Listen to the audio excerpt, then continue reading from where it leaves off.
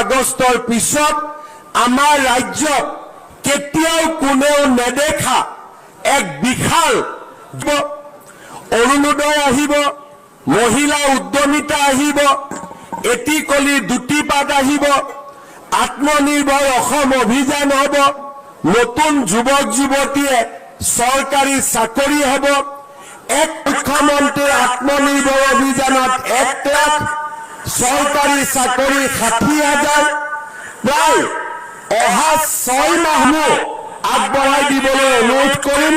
কাৰণ আগষ্ট মাহৰ পৰা জানুৱাৰী মাহলৈ আমি নিৰন্তৰ 125টা সমষ্টিত এই আঁচনিৰ ধন বিতৰণ কৰিম। 30 জুনৰ পিছত তাক আৰু আমি ঠিক কৰাৰ বাবে সুবিধা নাথাকিব।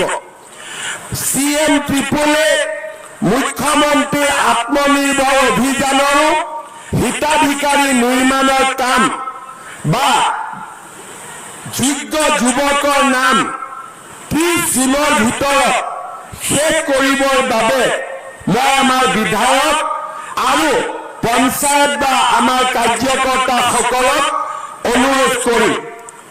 ঠিক তেনেধৰণে আমাৰ চৰকাৰে লোৱা প্ৰত্যেকটো আঁচনি আমি যাতে জুনৰ ভিতৰত সম্পূৰ্ণভাৱে জিলা পৰ্যায়ৰ পৰা ইয়াৰ কাম শেষ কৰিব পাৰোঁ, তাৰ বাবে মই আপোনালোকৰ সহযোগিতা বিচাৰিম, যাতে এই কেইটামান দিন আমি খুব চিনচিয়াৰলি চৰকাৰী আঁচনি কেইটাৰ কাম আমি সমাপ্ত কৰিব পাৰোঁ।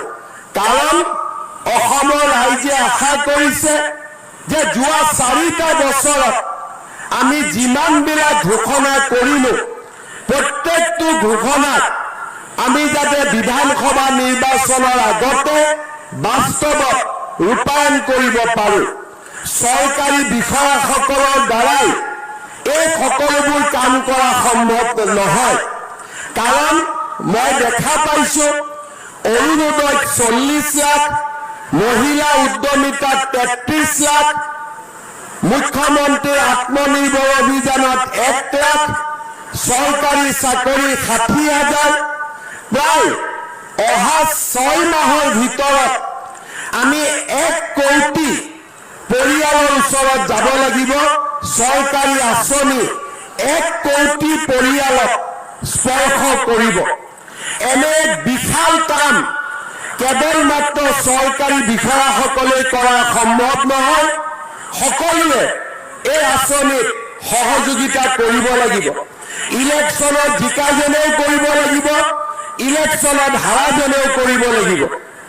আৰু সকলোৱে মিলি চৰকাৰৰ প্ৰতিটো আঁচনি জনসাধাৰণৰ মাজলৈ আমি নৱেম্বৰ ডিচেম্বৰ মাহৰ ভিতৰত লৈ যাব লাগিব।